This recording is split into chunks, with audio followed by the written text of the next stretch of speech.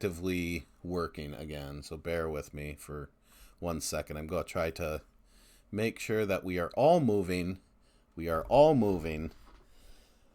Basically, like, at various points, you need to just go, like, okay, I cannot touch anything at this point. I wonder why it does that. Like, is it like a reception thing or I like think what? it's a video card thing, like, because the source is only going to certain places that it's just being wacky. Um, Uh, but Joey, can you move your head? Thank you. Okay, just making sure that everything is working properly on the OBS, because as long as the OBS works, then the rest of it is going to work. So, welcome back to Animesplaining. I fixed a problem. That is Yay. Way to go, tech guy. Go IT. Yep, Yep. please hire me as a video producer. I am currently not working. Yep. Unplug it and Everyone plug needs it to back know an in again. incredible Tony. Their IT department. please hire me as literally anything. Uh, which is kind of the theme of the show, by the way. So we watched Outlaw Star, a show steeped in, once again, the Japanese recession. It is also kind of the 1.5 to Cowboy Bebop's 1 in terms of your space cowboy anime shows. Trigun is also in there. That's probably the other 1.5. Yep. But yeah. So overall, we were kind of talking about in the time that we were rudely interrupted by OBS deciding to act stupid. But yeah, Marlon, what did you think of Outlaw Star since you had seen this before? I was really hoping that I would enjoy it more as an adult. Because I remember my experience as a kid being kind of ho-hum because I'm excited about Dragon Ball Z and you're in my way. Like, here's Dragon Ball Z of this plot that's been going on for years. I'm following the soap opera. And here's Outlaw Star, and it feels like they're just dicking around. And now I'm watching it as an adult, and I'm right. They are just dicking around. The show is mostly filler, and it should be a movie. This is a movie plot that they stretch into 26 episodes. And you can feel that. They don't have enough material for it, so they just kind of spend a lot of time just shooting the breeze. They don't even have, like, Cowboy Bebop still moments where you can just at least appreciate the ambiance. So besides they just stand there just talking at each other, and it's just nothing's happening. It's not progressing the plot. Is what is the grand plot at the end of the day? Anyway, you're looking for like the interstellar ley lines or something, and that's very touched upon. The galactic ley line. Yeah, and it's like who cares? No one cares. They'll touch upon it and then just move on to something else. So that every episode feels like a filler episode. I remember by episode 8, they finally get on their rocket, and that's when Gene says, "I'm finally leaving this stupid planet." And I check, and yeah, it's episode 8. It takes 8 episodes to get there, and I don't understand that. Just make a movie about it. On the one hand, sorry. No, I appreciate that slow burn. I get it, but I mean, we're talking about a period in time where Seinfeld was a thing, which is a show about nothing. Yeah. It's just about like circumstances or instances that happen to these people in their lives, but with no real story or real meaning behind it. So I was like, could this be like influenced by that time genre? Right, like we brought this up in Ghost in the Shell standalone complex. I think it's a victim of the time period, and same thing with Samurai Champloo. Like there's shows that could be episodic and give you something meaty each episode, and there's shows that are just like punching out a number card. Like, we have 26 episodes to fill. Let's just get through this. But it feels like it took everything that should have been in episode 1 or maybe 2, and they stretched it into 8 episodes. And it kind of killed my attention. I found myself going on my phone for this way more than Bastard. Bastard, I did just one shot. This, I needed a break. Yeah, so Joey, what did you think before I go into some of the reasons for the production as it was? I mean, I respect it for influencing Firefly in Serenity because I like Firefly in Serenity, and you can see right away things are just, there are certain aspects I wouldn't even say like influenced by, it's just copy pasted 1-to-1. 1-to-1. But I mean, overall, I mean, there's, like Marlon said, there's nothing that really sticks out to me. Like I can watch it, but like I'm instantly like looking at my phone, but you're not really missing anything because it is like, yeah, it's about the people on the ship, and it's about how they function living their lives out in space. It's really, so it's like, oh, here's these instances that happen, and there's no overarching villain. There's no because there's no like Firefly. There's no alliance, right? I don't think I saw. There's technically an alliance, because if you remember the reason why the XGP or the Outlaw Star ship exists, it's because it was a ship made in tandem between the Space Force, which is your tie-in to like an overall like government system with the Alliance, and the Space Pirates, who are the like magic space people. Okay. The people who say Pagawa Sunfa a lot. But I mean, because it all looped together, it becomes kind of forgettable. I will say, I mean, this is one where, like, you guys have complained about it with other shows in the past. The voice acting in this one is very, like, it kind of drags the show down. Maybe it's just the time period, because obviously you probably don't have more people to choose from. Yeah, but it's the same voices over and over again, and it's almost like the video game period where we just have to get someone from the back. Get an intern out here to voice a character real quick. You have a handful of voice actors, especially American voice actors voicing anime that is still up and coming at that time. Because some of them are doing double duty, some of them don't know what they're doing, some of them sounds way too stiff because they're clearly new. But they put the clearly talented one as the lead. And all the talent is in Gene. That's it. Everybody else, who cares? But Gene has actual range in his personality. Everyone else just one dimension. Gene and I would say Hilda are your MVPs. Hilda was great. I miss her. Which one's Hilda? She's the space pirate who falls into the sun. Oh, badass way to go. That's cool. We need to have like Charlize Theron pair in a movie. Florence Pugh. She's not the one we were talking about that like is drawn younger but talks older. No, that you're thinking of Suzuka, who's the samurai who fights with a wooden sword. Yeah. Okay. She reminds me of Jin from Samurai Champloo. Dolls. Me fight with a wooden sword in space. She's unique. So some fun things about the production of this. So, Joey, you said that you don't understand why Outlaw Star is kind of in the same genre as Bastard. The manga / comic of Outlaw Star is much raunchier than the show is, and that's what this was based on. And the manga did not last very long. Like the show actually goes longer than the manga did, and even the show, from what I remember, was supposed to be 52 episodes, and it ended up being 26. In that second half, you are going to see the plot accelerate quite a bit. You mean, wait a minute, you mean comics are raunchier than their mainstream counterparts? Count me as shocked. But yeah, the comic has full-on sex scenes in it. This just alludes to things as they stand. Gene's kind of a piece of shit, but even then, like, they made him less of a piece of shit for the show. They made it a bit more kid-friendly for this, and I personally think that it's better for it because it's not falling into like seediness. It's just like every day these dirtbags are surviving in space recession. Yeah, it would be ironic Bastard at that point. Like, it would be Bastard, except they're not trying to be funny. They're just trying to titillate you. Mm-hmm. Yeah, you're just rooting for what would be a character like that I'm trying, like the first one, I'm really dating myself. You think of like Kurt Russell in Used Cars, but that movie's from 1980. Wow. Like a seedy character, but he's charismatic enough where you root for him. Kurt Russell in Big Trouble in Little China is probably the better Kurt Russell. Yeah. That Kurt Russell's way more likable than Deep Cut. Like, yeah, this is way more Big Trouble in Little China. Kurt Russell. Big Trouble in Little China. Yeah. Yeah, Gene's way more. I mean, I wouldn't call him a piece of shit, but he's certainly immature. He's immature. I would say he's a piece of shit because every single time, like, it's like, hey, we legitimately have no money, we need to take a job. He just goes like, yeah, I'll get to it when I get to it, or goes on a date with a lady instead.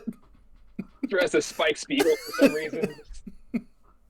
I don't know. Everything just seems to work out in my favor. Like, It's it'll what I come when appreciate it because it does. It always does. He's right. That's the killer part about it. No, He's exactly. lazy, he's immature, and it works out. It's like, see, I didn't have to do anything. It bothered me for no reason.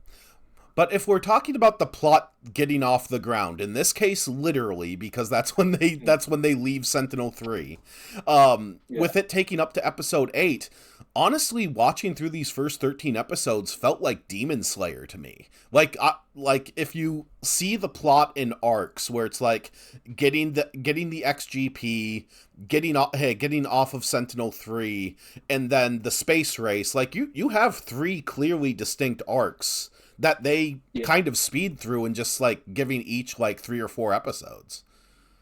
Wolf's Rain was the same way, I noticed. Like it took like 3 or 4 episodes to get out of the city, and then you have the arc of the other wolves, and then you have the lady that falls out of the sky. And it's kind of the same thing here, where it's like, all right, 8 episodes to get off the planet. Remember, you have 26 episodes to tell a plot. Well, they thought they had 52. they thought they would have 2 seasons. That explains a lot. So they wrote the first half like they thought they had 52 to tell it. Like, nah, you gotta speed this up. And all right, now I'm excited for the second half. Are we watching the second half of it? We are watching the second half of this. I said that in the previous episode. I will force this because I will force us to finish this. Yeah, Bastard's not necessary. This is necessary watching. It's easy to watch but I mean, I'll probably forget part of it. There'll be some stuff I'll retain. You'll remember the pro wrestling episode. You will also see the raunchiest episode that this show has with the Hot Springs episode, so keep in mind that is upcoming. Every anime has a banned episode. I mean, does it have a woman basically being raped by slime? No. That woman wasn't raped by slime. It just ate her clothes. Grow up. Yeah, it just has Aisha completely naked bathing in a lava pool is really what it has. See, it's lava. It's fine. That makes it PG. I mean, I guess at least we remember her name. That's the. I remember everyone's name in this. God damn it! It took me all 13 episodes, and admittedly, it's because it kind of refreshed my memory from the 8th grade. So it had to like dig deep to find Aisha. All right, Aisha, that's her name, Aisha, from like all the hentai sites. Right, Aisha. I mostly remember these characters half naked. I can lie to you. Most of these characters I remember I'm seeing them different. That's right. Yeah, dude, Joey, do not do a Google image search for Aisha Clan because she is definitely the one. I mean, so much. People like their tan muscular ladies. At least, I mean, again, it could be worse. If this show was more mainstream, it'd be like Harry Potter. I'm pretty sure, like, finding your Harry Potter pervy stuff is like, and I mean, if you're going to have a Drax, why not make your Drax a sexy lady? Right. That's fair. I like that. A sexy lady who's clearly denoted as being annoying, but I mean, you take that with your grain of salt. But you kind of forgive it. In that regards, he reminds me of what's her face from Chainsaw Man, the demon girl that's supposed to be Eric Cartman. They're almost the same character. Oh yeah, Power. I can see that. Yeah. You're just here to be very masculine and irritating. That's your whole shtick. So, Joey, since this does not call for a direct 1-to-1, if this show's DNA was not in the popular culture, do you think Guardians of the Galaxy would have existed the way it did? Yeah. No. So I do. Because Guardians is a little different from this. This is because Guardians of the Galaxy still existed, but when did Guardians of the Galaxy the comic come out? In the 70s. I like the 70s. Yeah, in the 70s. It was, yeah. So I mean, this would have still been an iteration. Like, this would have still been fine. Now, that's to say, like, do you think Guardians of the Galaxy is influenced by, like, is James Gunn influenced by Joss Whedon, or is Guardians of the Galaxy influenced? If it's influenced by Firefly or Serenity, then I can see where you're going there. But since Guardians of the Galaxy existed on its own as a comic before this, that's why I would say Guardians of the Galaxy would be fine. Obviously, there would be no Firefly and Serenity, which would I can be say this. I can say this as the Guardians expert that no, Guardians would not be the same because Guardians in the comics, wildly different concept from the movie. Like James Gunn just saw the characters and just made it into whatever he wanted, and even took away their uniforms because they were obscure. So like he could like do whatever he wanted because it was like there's no the fandom around this isn't nearly as intense, so I have way more creative freedom. Yeah, so it feels inspired by Firefly, which feels inspired by this, which feels inspired by the Fifth Element, but I'm not sure if it's like directly or on purpose, like he took these things and said, all right, here's my idea box. I think it's more like in general pop culture, you can't help but seeing these things. Like now when you think space, you think of these aspects. Have you seen a trailer for the game Intergalactic coming to the PS5? Yeah. Like it's Space Porsche. It's very similar. Yeah, it's pretty much this. It's the same aesthetics. Like, what if we took things from Earth and just put it in space? What if the car was a spaceship? It's the 80s music with 8-track players. It's the same aesthetic. It's all the same thing. They might as well all be in the same universe. Like, these characters could run into the characters in Cowboy Bebop and in Firefly and in Trigun and stop by the Guardians, and it would make complete sense to me. Yeah, but so Cowboy Bebop would still exist in theory without this show, right? Yeah, So if you're saying that, I mean, and especially if you say Cowboy Bebop really is 1 to this being 1A, I mean, then you got and Cowboy Bebop has some functions where I can see like some Guardians of the Galaxy correlation as well. Cowboy Bebop doesn't have the mystical aspect that this does either, and I'm going by James Gunn actively saying that he is a fan of Outlaw Star. So that is part of. I remember you saying why I think the DNA is there, but yeah, there's not really a 1-to-1. Like if suddenly like Star-Lord was using the equivalent of a caster, and the caster is a really cool gun, then I would be more apt to say like, oh yeah, absolutely, it's 1-to-1. Or if the ship had arms, because the ships in this have arms. They really like their ships to lock up like they're in a wrestling match. I mean, you're both not wrong in that. Like, the butterfly effect exists, right? Like, the simple ripple changes everything, and blah blah blah. So, like, I mean, if you take away Outlaw Star, do you take away Guardians of the Galaxy? We know probably via butterfly effect. But where you say 1-to-1 again, like this show goes like it's almost like. If Firefly is not a retelling of this show, it is just a sequel, or it is just like again copy pasted with some things changed basically to suit an American audience. Yeah, no, which still didn't succeed. At the end of the day, this is a very simple storyline. It is they find a thing thanks to their mentor who dies. And now it's turned into a giant intergalactic treasure hunt, which they will get to eventually. Yeah, we'll get to our One Piece someday. But I mean, honestly, you guys don't like the aspect of it that is like kind of the Japanese recession of it all. But I actually do like the fact that they have this looming like treasure, but it's like, no, day to day we gotta pay like fuel bills, and we gotta pay repairs for this incredibly expensive ship. Like when Jean has the conversation of like, oh yeah, Hilda really gave us just a money pit, didn't she? It's like you have a magical like most advanced spaceship in the galaxy, and you're talking about how much it costs to maintain. I don't enjoy that. That's one of the things I enjoyed about Firefly, is just the reality of it, where he has the argument with is it Bald? Like no, it's Kevin Dillon that plays the other. Hunter or whatever that's on the ship, the badass crewman, and he's sitting there. He's like, "Oh, by the way, I got a crew that needs to eat. By the way, I got like, hey, and you all like to get paid too, right? So I got to like do all of these things, and like, so there's a logistical aspect that adds a realism that like takes out the romanticism of like space pirate. And now that you mentioned it. I could find the source that you mentioned this. Considering Cowboy Bebop came out the same year and that has the same aspects as well, which is crazy surprising. These guys are all Han Solo. Yeah. Val is Han Solo. Spike Spiegel is Han Solo. Gene is Han Solo. It's Han Solo's all the way down, baby. So even if you didn't see Outlaw Star Cowboy Bebop, you're probably going to write in Han Solo in your movie, and it's just going to be Star Lord. Han Solo didn't have to pay Chewbacca. You have to pay.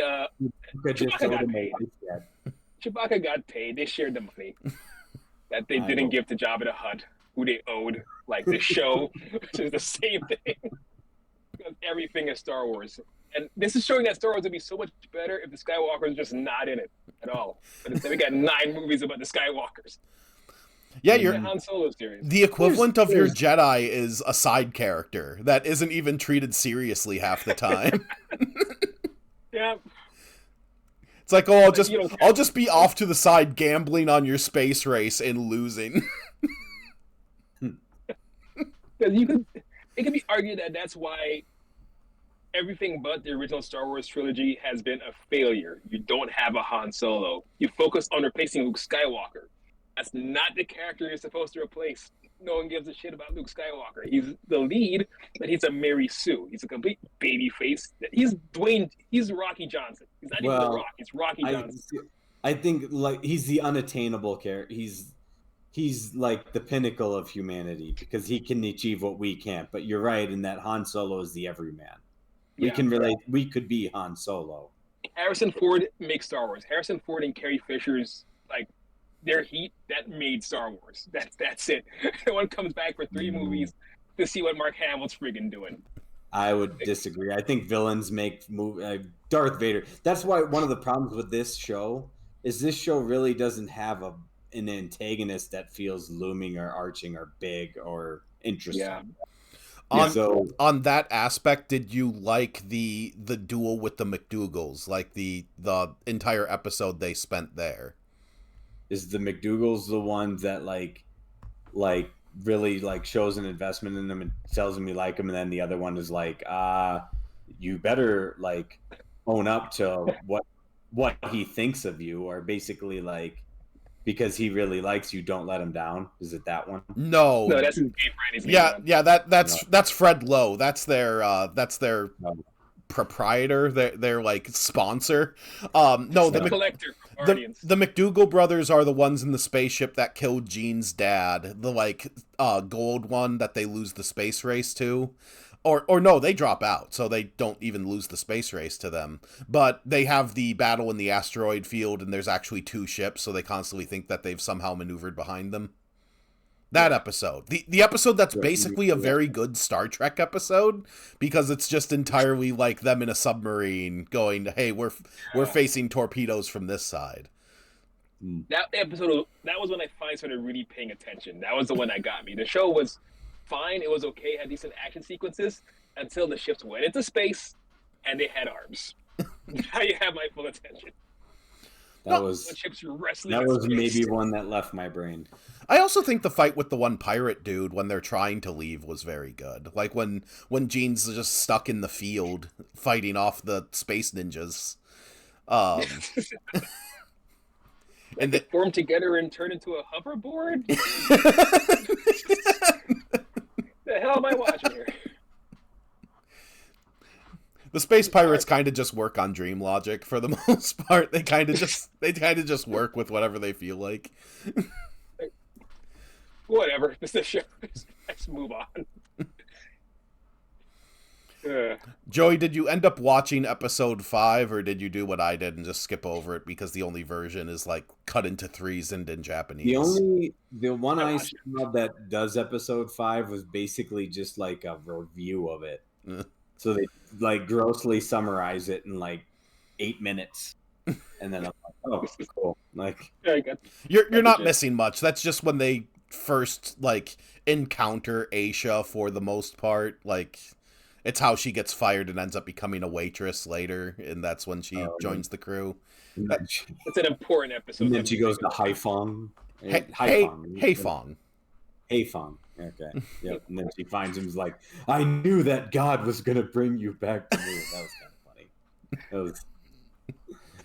But no, like the one thing I got mad at YouTube Because I'm like, okay, I've done Outlaw Star episode 1, episode 2, episode 3. Maybe at some point the algorithm will just recognize and just play this next one into me. And every time, every single episode would just go back into NFL highlights. It's like, damn it! Like, You ruined your algorithm. and the worst thing about it is then I find myself watching NFL highlights when I should be watching this show for an hour. I'm like, why did I just waste all this time watching NFL highlights? I could have been 3 more episodes into this show. You can't help it. I got through 6 episodes and I went, I gotta get a motorcycle. Like, I gotta look at something else, anything else. Yeah, I'm sorry to any audience member, because I did say that it was on Hulu and on Crunchyroll, and it was like removed at the start of the month. So the only real way to watch it legally is to watch it off Blu-ray, but we just watch the rips on YouTube because they're out there. So it's easy enough. You just can't watch it with subtitles, so our millennial brains don't know what they're saying because we can't see the subtitles, which help us hearing. See, we wouldn't download a car. Stream it. Oh, and the songs in this one suck. I like the intro. That opening one is dumb and just standard cookie cutter anime that I've heard a million times before. And then the ending one, credits one, is like, oh, the somber little, like... I don't know why the ending credits are so sad. So I liked them. It's like peanut butter and jelly of this show. Like, once overly sweet, now you gotta balance it out with this super saccharinely sad song. The ending credits are so sad, and at this point, I'm so, like, hurt by the current present times that's like, this, like, random sci-fi art that they have does just look like AI art, but I know that this was made in 1996, so must have just been trained on this stuff. Speaking of AI, what do we really... Like, do you guys like the freaking ship as a character? I don't. Yeah. I like ship. I forgot to say, but if I want the ship to be self-aware, I want it to be 2001: A Space Odyssey. I need it to kill you. I think the problem is that Melfina is not really a character. Like, she's merely a thing that we project characterness onto. Melfina is an outfit, is really what she is. So since she doesn't have a personality and she's part of the ship's computer, then Gilliam is there to also act as, like, a stand-in for you to just attach things to. And he's entirely there for the joke of trying to wake Jean up to actually do work. Like he's like Jiminy Cricket to Jean, really, is what he is. Or I guess, or no, because Jay's not as conscious. Jay's just there to tell him his name. It's there to be annoying. It's there to be a perv, yeah. It's there to be all awestruck. Hey, mister, what are you doing? Oh, I don't like that. What are you doing to that lady? Like, just Gee Whiz is the character of Jay. At least this doesn't have a plucky, like, sidekick for a stuffed animal. Unless that stuffed animal is an Aisha body pillow, but I mean, that's... Oh, God. It's good, like the Aisha clan cat. Why do we go down the road in anime every single time that just leads to just the worst? The problem is the internet, Joey. You see, there's this thing called the internet. No, it's anime fandom. Let's just call it what it is. There is a large section of anime fandom that is devoted to... I mean, that's why hentai is a thing. No, Joey, people sexualize absolutely everything. I'm currently working my way through Paradise, and if you look at the like comments of Paradise on any given forum, it's like, oh, billionaire lady. I'd really like to get some of that billionaire lady. Like, no. Why? Well, some people are like, why are you sexualizing the least sexy show on television right now? Now I gotta watch it and find out if I would bang that lady. So, what is Paradise a real show, or is it? Yes, Paradise is a show where character actor Sterling K. Brown plays a Secret Service agent who goes... is that Hulu show? Yeah. That new Hulu one? Okay. Yeah, he shows up for work and the president's dead, and he's like, oh no. And then there's stuff that happens. By the way. It's not a good day to come in, but since you're here. Sorry, my shift was over. I couldn't deal with it. Yeah. I turned my phone off. What happened? Like, It's like 3:50. I'm like, right, I gotta go. I had to pick up the kids.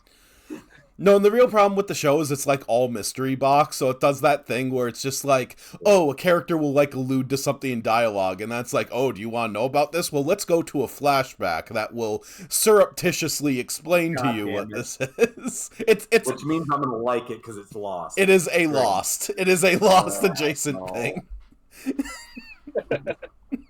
God. Someone enjoying Severance right now, I'm game. I want more Lost adjacent things. Give me more mystery boxes. We unpack. So at least of the three, so if we have 3 arcs, so I would say we have 3 arcs in this plus 1 filler, because we have the getting the XGP, we have getting off of Sentinel-3, and then we have the space race, and then we have a filler episode at the very end where they defeat a space cactus. Yes.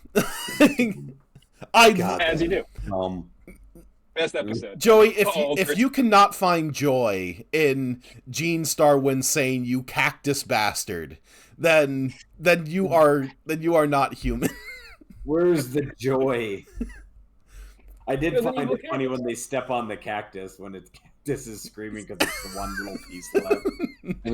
But of course, then I'm thinking like, wouldn't that poke through your shoe? Like cactus needles are sharp. Like. Yeah, they're sharp, but they're not. She has big 90s shoes. Like, all those characters had giant feet and boots. Yeah. Get some Papram shoes, you're fine. That actually would be cool if she stepped through it with, like, a stiletto heel. Like a stiletto heel boot. That would be... Now we're just getting into your fetishes, Joey, so... Right. No, it's not a fetish. That freaking would hurt. Like, I always think that, like, when I see, like, those long heels, I'm like, oh, if that goes through your toe, it's going to hurt like fucking hell. So that's... And isn't that so hot? Oh. God damn it. Freaking add to your internet. Weird. Internet ruined everything. Commentary. For sexualized. For sexy. But I guess, like, I mean, people do turn pain into fetishism. That's why we had, for a long time, just kick me in the balls. Please don't. Thanks to the internet, we know everything can be sexy now. Everything. How did David Carradine die? From the hung himself, stroking himself off. Yeah, exactly. That is the goal. That is the number one on my list. I found out cancer. That's how I'm going. That's how you're gonna find me. Yeah. 1 second. How many days to live? 1 second, guys. Animesplaining is a show for mature audiences, just so you are aware. I need to make sure to say that for Jeff Bezos' Twitch platform. The M rating is for Marlon. As I will generally say fuck within like the first 60 seconds of everything, so I am not the saint here. But what I was getting into was, do you have an arc that like most engaged you as part of the 3, like the start, the getting off of Sentinel-3, or the space race? Who are you asking? Well, let's start with Marlon. Space race. That's when things actually kick off. Like the first 2 arcs, I was kind of, oh my god, I just kind of zoned out. I watched it, but like Joey, I hadn't seemed to remember it. Like it just flashes of things that happen. While once they get to space and things actually start kicking off, and like you have ships battling each other with like arms and crap because missiles don't make sense, then yeah, that's when the show gets really good for me. And also that's when the show starts reminding me of Alien Romulus, because it's the same plot. These cookie kids get off the planet, they have to get to space, and like trouble shenanigans ensue. I do wish that the space race was given a few more episodes, because it doesn't feel like they're like actively racing as part of the space race. It kind of just feels like they're doing a heat and just like, oh yeah, let's just take lunch. Everyone else is taking lunch. But the climax to the space race episodes. Like, don't get me wrong, I think that storyline stands out the most because they're working their way up. They got to go get the part. They got to go get this. They work their way up to it, but then the episode comes. They're like, yeah, that's how I describe the entire show.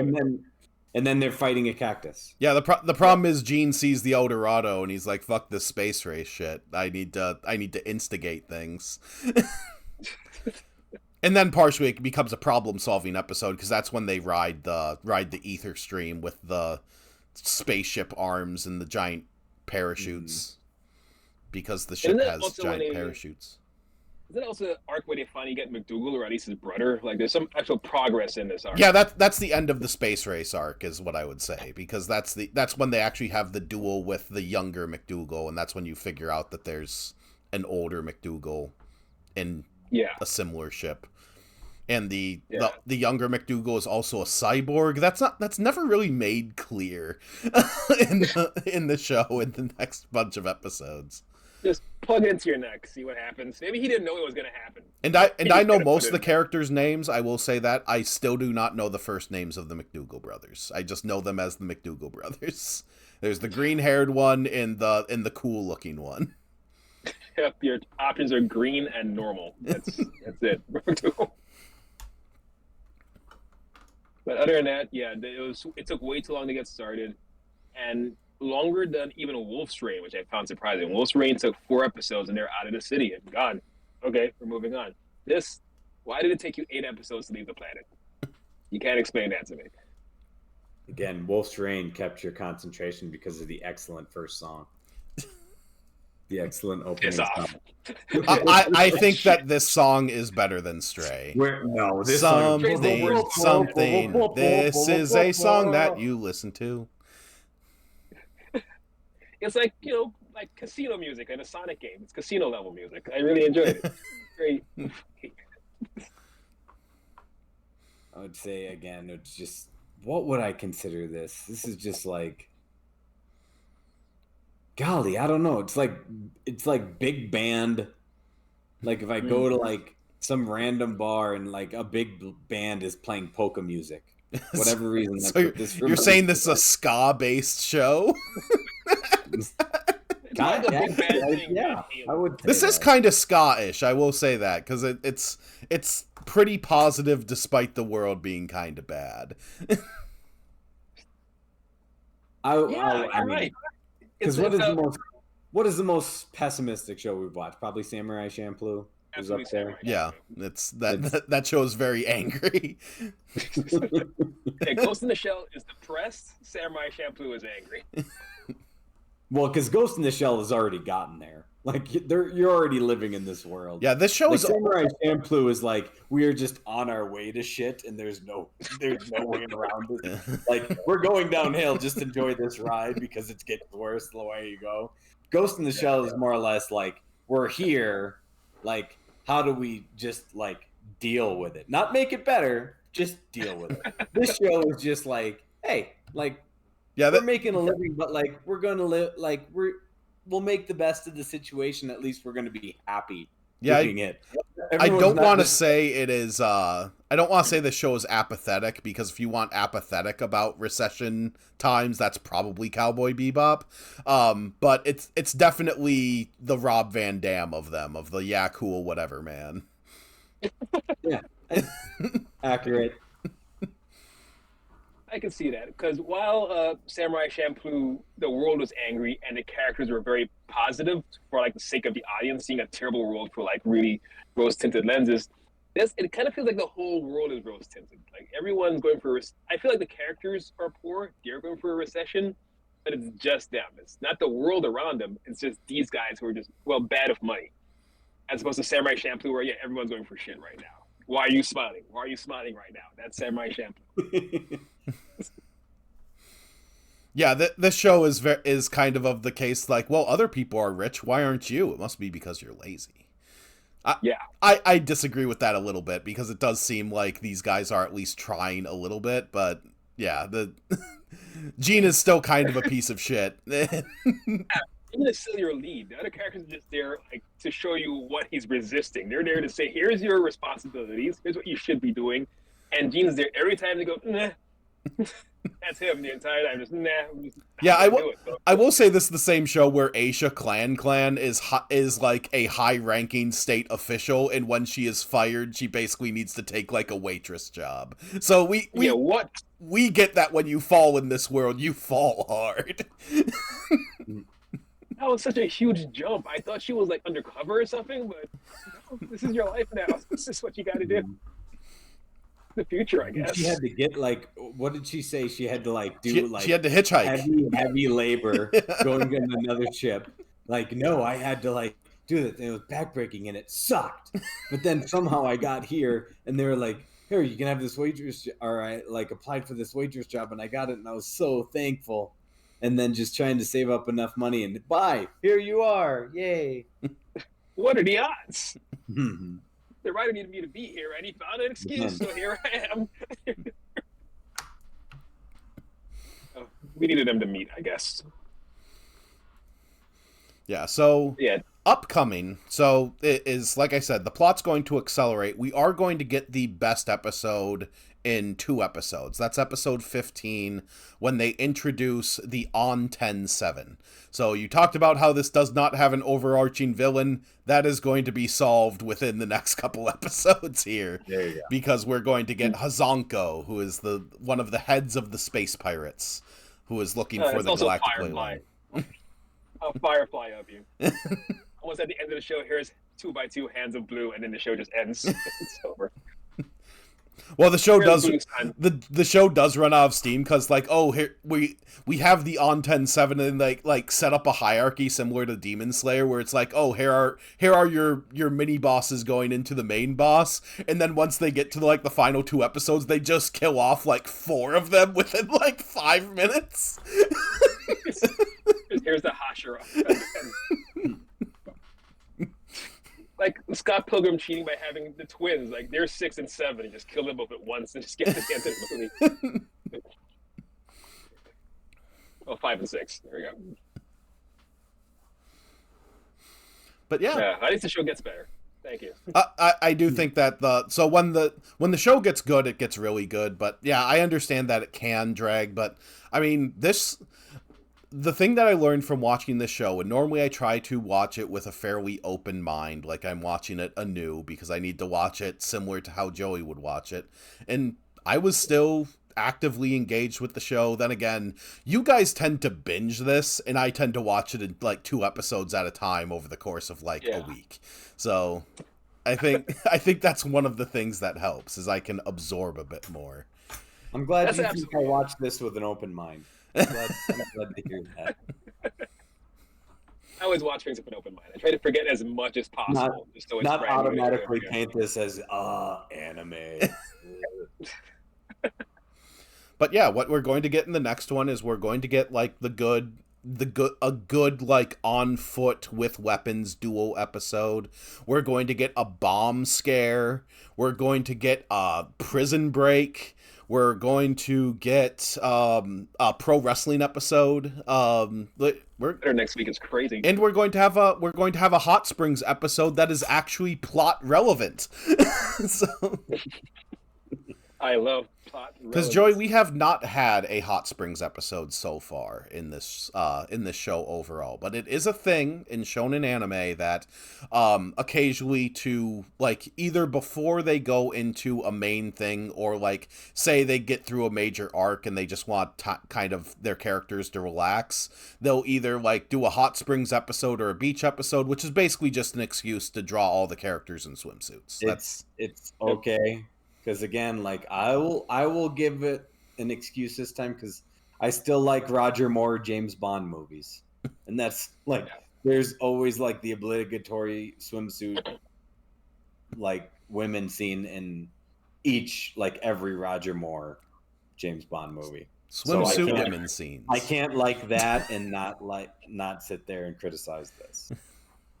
So if that's now if we turn it into, you need to suck the poison out.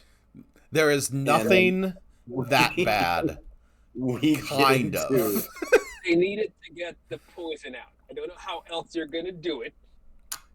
You're just immature.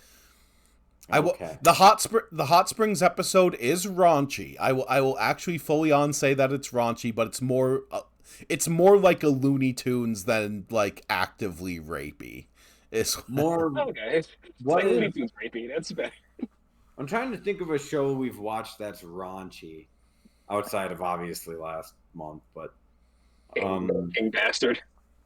We haven't really I've generally kept us away from the raunchy stuff. Like the Entertainment District arc of Demon Slayer is probably the raunchiest that we've been, just because you have the sound Hashira and all of his boob wives. But yeah.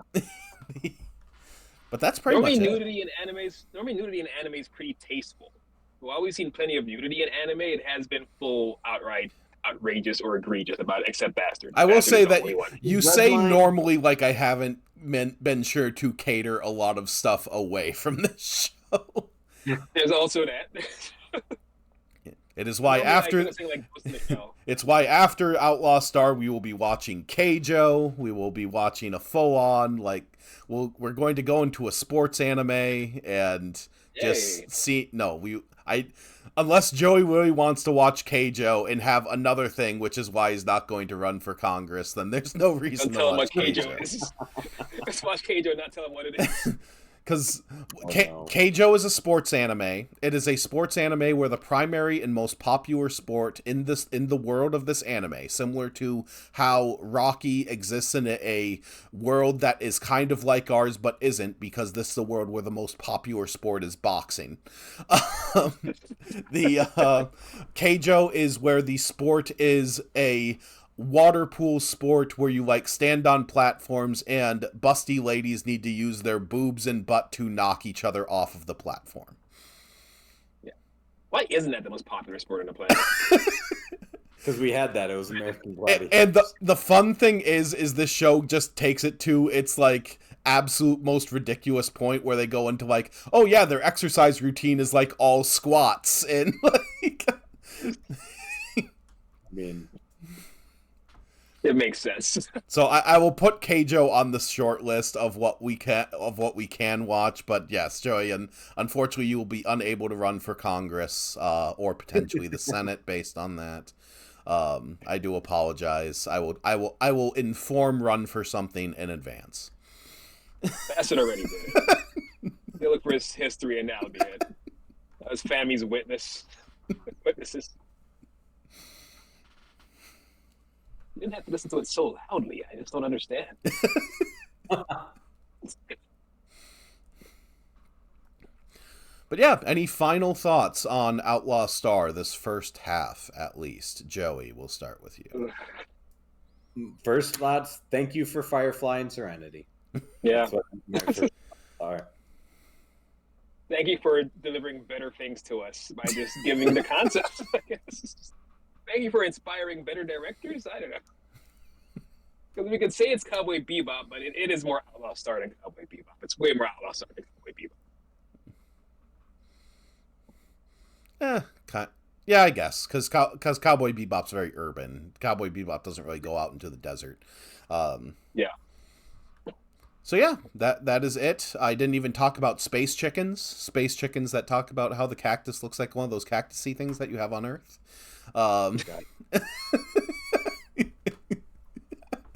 You did not like that joke.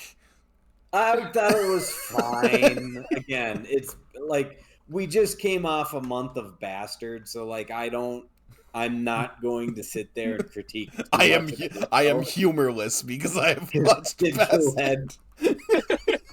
There is no such thing as jokes anymore. This show is, I will say this show is funnier in its comedic timing than Demon Slayer, than Kaiju number 8, than Bastard. This is way better than Kaiju number 8. I will second that. I will. Then Demon Slayer? Yeah. Demon Slayer had maybe one joke in the entire run that made me laugh, and that's the one where Tanjiro is injured and Inosuke is climbing on the ceiling like a fucking weirdo. This has plenty of jokes when they're entering in the space race and going oh yeah, anyone can enter, and then they tell them the entry fee and they just kind of take a beat. It's oh sorry, can you repeat that please? See, the problem is I think Inosuke is funnier than all of these characters. Inosuke and Zenitsu. Like those two, they're funnier, but yet I can't really recall funny moments. It's more like one through line. Well, Inosuke's character is funny. He's a Yeah. dude that runs around with a boar's head as a warrior and constantly just gets his ass kicked. Like, He has the funniest Like, voice. his It almost sounds like an existence is aggressive humor. Timmy from South Park. Hello, boys and girls. Best voice actor ever. But yeah, we'll come back next month with more Outlaw Star. From there, we'll see what we're doing. We can maybe do a sports anime. I'll give a choice of sports anime since we haven't done one of those since Eye Shield 21, which was fucking garbage. And Joey didn't even watch as many episodes as we had to watch, so I had to watch. I didn't need to because it was trash. I watched like 12 episodes of that because I finished the arc. Joey watched like 4. I watched. No, I think you're right. I have read it before. Yeah, that was football even. You didn't finish it? No, I think he watched to like the episode where they explain what the forward pass is, and he was like, "I'm out." No, it was like it's the second episode where they're explaining the game of football. It's They like, have to. oh my god, They're trying to get people not into football. They have to explain the concept to a Japanese audience. I mean, we'll be a global society soon enough. Believe me, everyone's gonna understand football. I hope so. Freaking Germans trying to stop it. Crap. I'll let them mix. Let everyone mix. Let them all become the same color. Exactly. Eventually, when it all comes full circle, we'll all look like Tiger Woods. Yep. Or Steph Curry.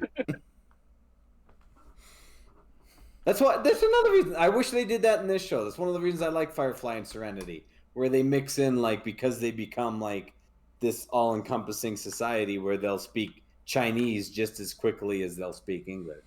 Yeah. Like everyone speaks broken Chinese. That was a cool effect. No, but there's space chickens. There's that weird pod guy on Blue Heaven. Speaking a language. There's other dudes. Maybe they have the universal translator. Maybe they put in the babblefish into their ear, and now they. The proof that God does not exist. It's the number 42. Of course. But yeah, Joey, maybe in advance I'll send you trailers for different sports anime, like Hajime no Ippo, which is a boxing one, or Slam Dunk, which is a basketball one. Obviously, it's called Slam Dunk. Or Haikyuu, which is volleyball, or Keijo, which is a raunchy anime about ladies using their boobs and butt to knock each other off of a platform. There's also Ippo. There's Hajime no Ippo, and that's boxing anime. Yep, I said that first. Oh, I missed the first one. Yeah, I understand. I just talk and noise comes out. It's perfectly fine. Didn't we pitch My Hero Academia as a kind of a sports anime? Like a pro. What do you pitch it as a pro wrestling? It's pro wrestling in that its story is very pro wrestling. Like even more than Demon Slayer, I would argue. Yeah. Oh, also Demon Slayer has a U.S. release. The first movie. It's in September.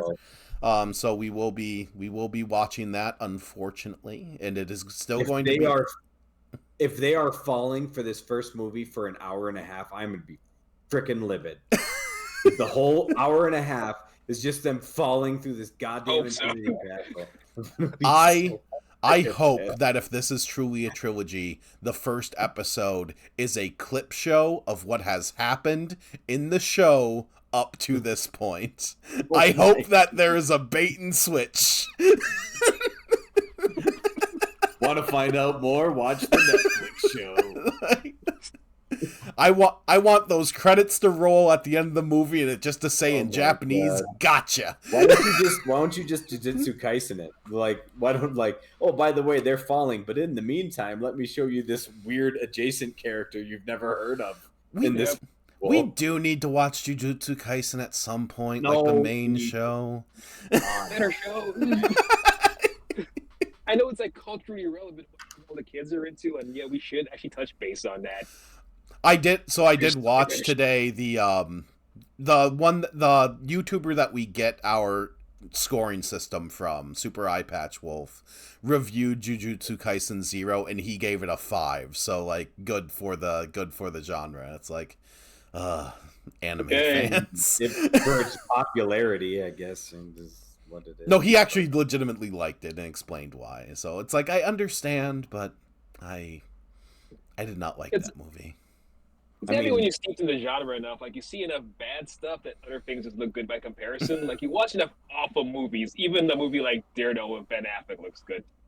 I mean, you also both have the obstacle that is me, that just like purely views this in a negative lens. So I can see my attitude towards all this bringing you both down too. No, so I mean, not necessarily. There's been very few anime where I've brought my score down because of the conversation. Like, honestly, Outlaw Star, there is going to be very little that keeps this show from getting a 6 from me. So it's just kind of sitting there right now of exemplary for the genre. So my bar is between 4 and 5 right now. It's solidly sitting, and it's not even touching that. It's like stuck at a 3. I was gonna say mine's a 3. It's 3. Easy to watch. Doesn't offend me. At least not yet. We'll see this Hot Springs episode. Different advice. Yeah. You're pointing it all in the Hot Springs episode and not episode 15. Legitimately the best episode of the anime. I understand. You just saw Bastard, and now you're just addicted to anime boobs and butts. I get it. Like, I get it. Sneaky. That's how it I gets understand. Yep. You start watching that weird hentai stuff where tentacles go in women's mouths. It's not. Once you start, you can't stop. It's not all tentacles. It's only like 25% tentacles. It's honestly worse to me when it's not tentacles. They draw things very detailed. I'm like, you should put the tentacle back. I don't need to see this. It's too much. Why is it glistening? Ew. It's a still image of just a tip in the middle of the screen. For whenever we get enough of a viewership to start a Patreon, we can have a Patreon specific Animesplaining podcast where we look at interspecies reviewers, which is a hentai about medieval people going around to different brothels and judging which monster girls are the best at fucking. Shit, Animesplaining is a thing. Oh my god. Oh my god. What is the break? We just like, no. With that being said, make sure to like and subscribe. That Patreon has got to put my kid through college. That has got to be a whole nother level. Forget Patreon. Animesplaining. We'll put that shit on OnlyFans. Oh my god. Brooklyn is going to an Ivy League college. We got you, Joey. And on that bombshell, I'm going to hit the stop streaming button.